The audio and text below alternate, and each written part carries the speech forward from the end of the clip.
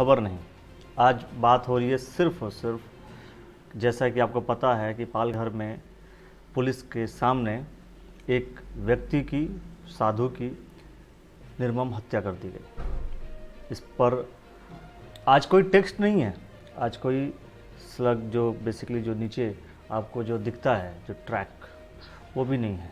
आज कोई इन्फॉर्मेशन नहीं है, आज कोई जो भी खबरें होती हैं जिस तरीके से, आज कोई विजुअल्स भी नहीं दिखाऊंगा मैं आपको। आज सिर्फ और सिर्फ बात करनी है। बात ये करनी है कि क्या इस तरीके से हिंदुस्तान चलेगा। जब भी कोई घटनाएं होती हैं, उन घटनाओं के बाद प्रतिक्रियाएं आना स्वाभाविक है।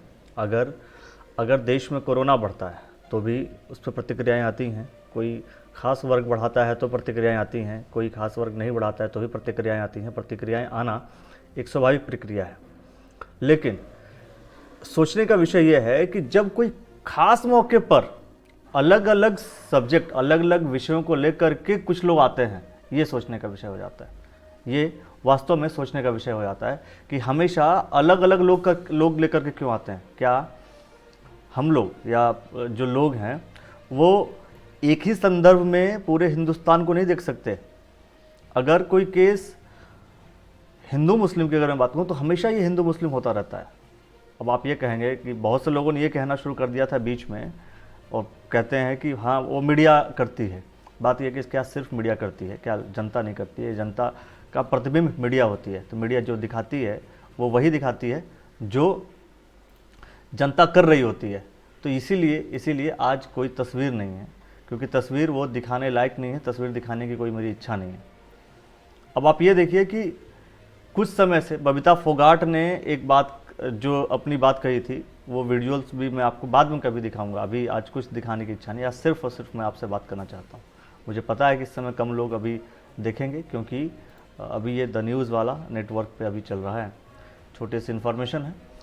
फ़िलहाल मैं सब कुछ से पहले एक बार आपको बता देता हूँ कि पूरे देश में जो कोरोना के केसेस हो चुके हैं आज के समय में 17,357 हो चुके हैं, जो कि बहुत ही ज़्यादा है। लगातार बढ़ रहे हैं केसेस। इन केसेस को रोकना पड़ेगा, भारत सरकार को रोकना पड़ेगा, और सबसे अधिक जो है हमें खुद को रोकना पड़ेगा, हमारी जनता को रोकना पड़ेगा। एक्टिव केसेस का मतलब यह है कि कुछ लोग रिकवर्ड हो चुके हैं, कुछ लोग की डेथ हो चुकी है। तो एक्टिव केसेस हैं 13,938। टोटल कन्फर्म केसेस जो दर्ज हुए थे वो हैं 17,357। एक्टिव केसेस हैं 13,938। रिकवर्ड हो चुके हैं 2,859, 2859। मतलब जो जिनकी डेथ हो चुकी है वो हैं 560, 560। ये पूरे बात हो गई पूरे देश की, भारत की। दूसरी तरफ चलते हैं उत्तराखंड में जो आज के समय में कंफर्म्ड है, 2 दिन पहले की कंडीशन थी 42, आज हो गई है 44। यही कारण है कि कुछ डिस्ट्रिक्ट को रेड जोन घोषित कर दिया गया है उत्तराखंड में। हालांकि अभी केसेस कम हैं, लेकिन फिर भी केसेस आहिस्ता आहिस्ता ही बढ़ते हैं, क्योंकि ये ट्रांसमिशन वाली बीमारी है, ये ट्रांजिशन वाली बीमारी है। ट्रांजिशन होगा, यहाँ से वहाँ वो ट्रांसफ़र होगा। अगर आप किसी से मिलते हैं तो वहाँ से भी आपको कोरोना होगा। तो कोरोना चूँकि ये सोशल मीडिया पे ये भी आ रहा है कि ये एक अदृश्य बीमारी है। वास्तव में आप जो है मिस्टर इंडिया से लड़ रहे हैं, एक ऐसे व्यक्ति से लड़ रहे हैं, एक ऐसे बीमारी से लड़ रहे हैं जो कि दिखता ही नहीं है। तो ना दिखने वाला आपके पास युद्ध कर रहा है, ना दिखने वाला कोई व्यक्ति है वो युद्ध कर रहा है, ना दिखने वाले कीटाणु युद्ध कर रहे हैं। तो अदृश्य शक्तियों से आप युद्ध कर रहे हैं। तो अब आपके लिए थोड़ा सा टफ है, इसीलिए आपको कहा जा रहा है कि आप घर में रहिए।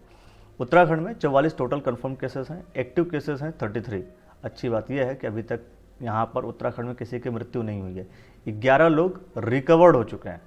मैं आपको फिर से बता रहा हूँ, 44 लोग उत्तराखंड में कन्फर्म्ड हैं जिनको कोरोना हुआ है।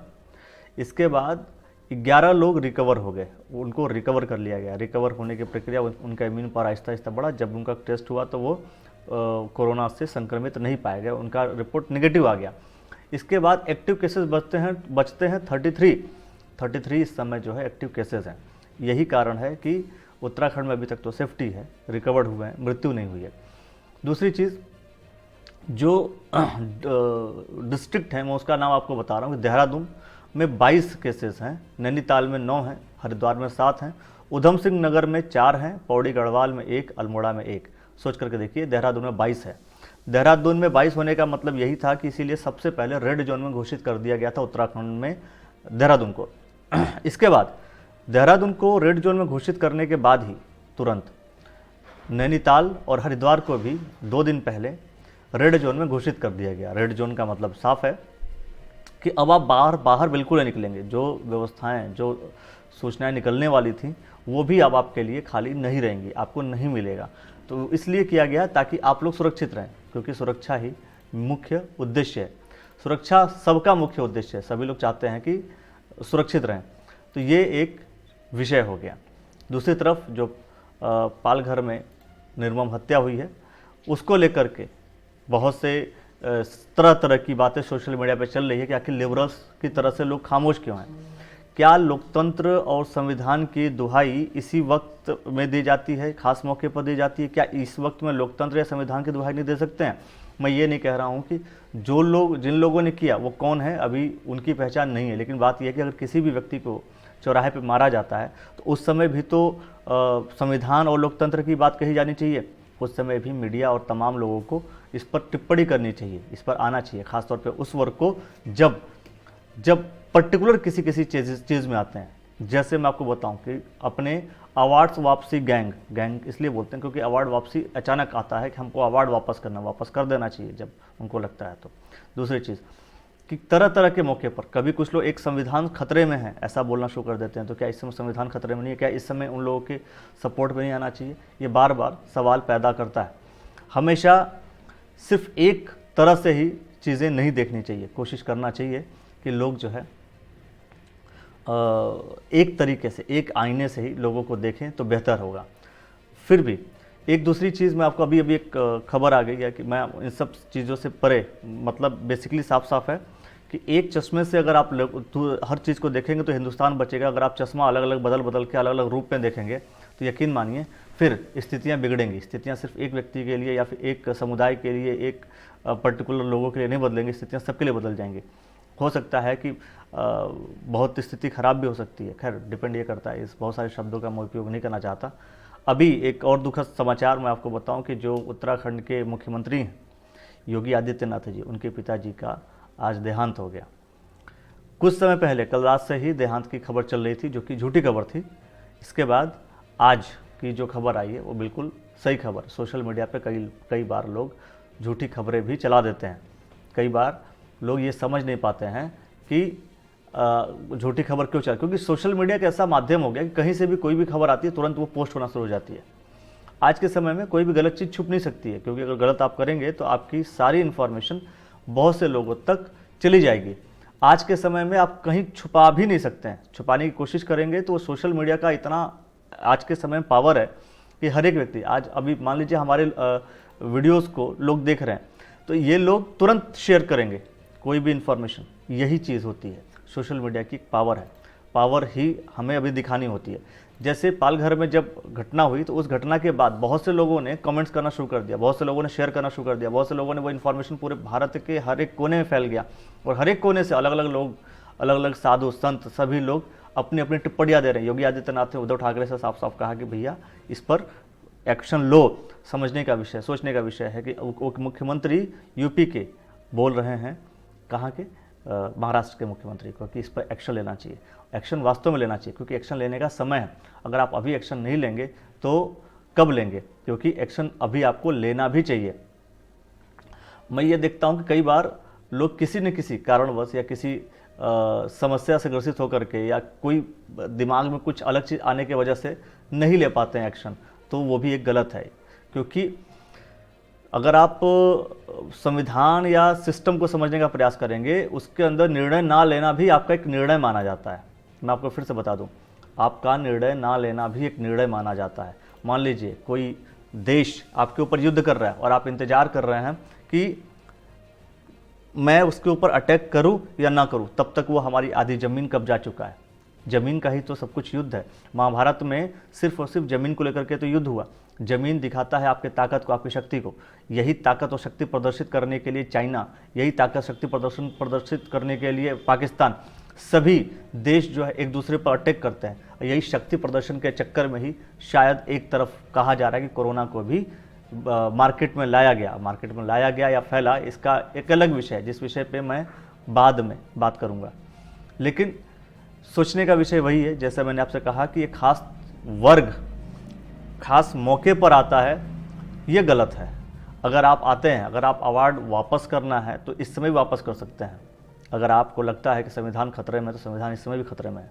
संविधान खतरे में तभी आ जाता, बबीता फोगाट ने बोल दिया तो भी युद्ध, उस पर भी विचार चल रहे हैं। लेकिन बहुत से लोग जब ये कहते हैं कि हिंदू गलत कर रहे हैं, तो एक तरफा लोग, बहुत से लोग आकर के नहीं कहते हैं, कुछ आकर के लोग कहते हैं। सोचने का विषय है कि ये सब चीज़ें क्या दिखाता है? दिखाता ये है कि हम लोग अपने आप को सेट कर रहे हैं, माइंड सेट कर रहे हैं। हमें बीच में पढ़ाया ही गया कुछ अलग चीज़ें। अब एक बात और देखिए, आप टेलीविज़न पर देख रहे हैं इस समय आप रामायण में भगवान श्री राम सीता के लिए जाते हैं और वहाँ पर बनाते हैं पुल। सोच करके देखिए, पुल बनाते हैं, 30 किलोमीटर का लंबा पुल, वो भी ऐसा पुल, समुद्र के ऊपर पुल बनाना असंभव सी बात है।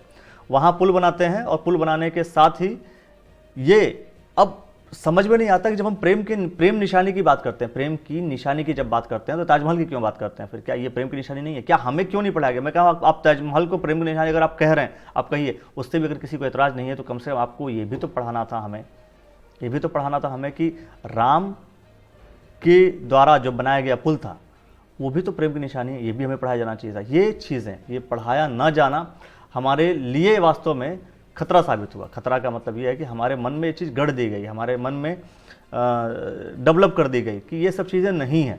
और ये सब चीज़ें मीडिया के थ्रू, ये सब चीज़ें अलग अलग सरकारों ने अपने अपने तरीके से किया है।